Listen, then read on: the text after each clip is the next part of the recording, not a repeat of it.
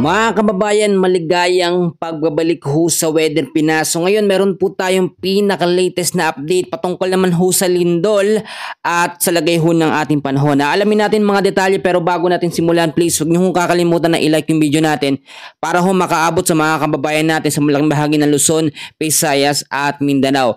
Kaninang alas 9 ho ng umaga ay muli hong nagkaroon ng aftershocks na tumama po sa isang lugar po sa Davao Oriental at meron pong lakasyon na 4.6 magnitude na lakas po ng lindol.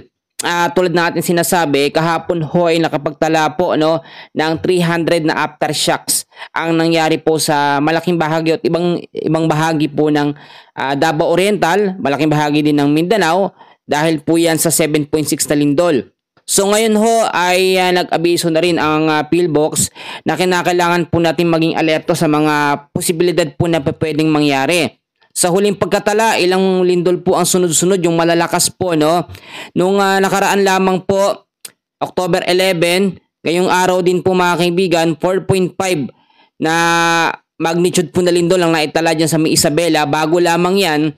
At meron naman pong magnitude 4.8 sa May La Union noong October 9, alas 10 ng umaga din yon, at magnitude 6.9 naman sa Bogo, Cebu noong September 30. Yun hong sa May Cebu, matindi po yung epekto niyan.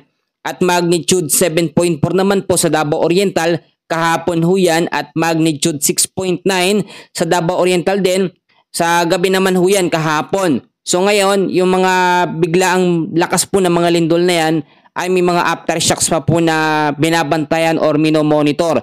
Tulad po ng sinasabi, marami tayong naririnig na mga update patungkol po sa The Big One or Big One. Wala pong eksaktong lugar kung saan po yung Big One na ito. Ang sinasabi kasi natin dito, yung sinasabing The Big One, yan po yung malakas na epekto ng lindol o malakas na lindol. At kung makikita nyo naman, iba't ibang mga lugar po sa parte ng Pilipinas natin ay nakakaranas po ng malalakas po na lindol at matindi po talaga. At ayon din po sa PHilBox ay mag-ingat sa mga possible po na aftershock sa mga susunod po na mga araw at mga susunod po na mga oras. Meron din po tayong nakitang panibagong update na kung saan nga po ay sa ilang bahagi po ng Agusan del Sur ay tila po nagkakagulo ho yung mga ibon ho ito, kasama yung mga insekto, talagang hindi ho sila mapakali. Yan po ay nangyari po bago yung malakas po na lindol nung nangyari po na 7.6 sa Davao Oriental. So ang posibleng mangyari nito ay yung mga aftershocks pa po ang pwedeng mangyari. Nakakatakot man, pero alam nyo po marami pong fault line ang ating bansa, kaya may mga posibilidad talaga ang pagtama po ng lindol kahit saan banda o kahit saan parte po ng Pilipinas. Meron po tayong tinatawag din ngayon na double earthquake. And ayon po sa PHilBox, magkaiba po ang lindol na nangyari nung kahapon ho sa iba't ibang parte po ng Davao Oriental.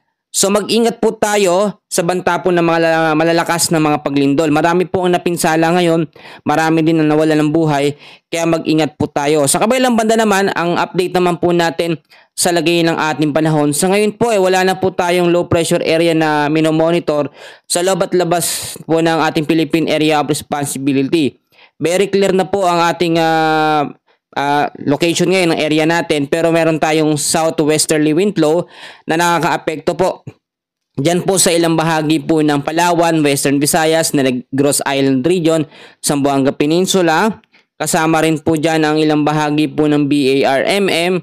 So sa Metro Manila naman ay Zambales, Bataan, Cavite, Batangas at Occidental Mindoro ay possible pa rin dyan yung mga thunderstorms bandang hapon at sa gabi.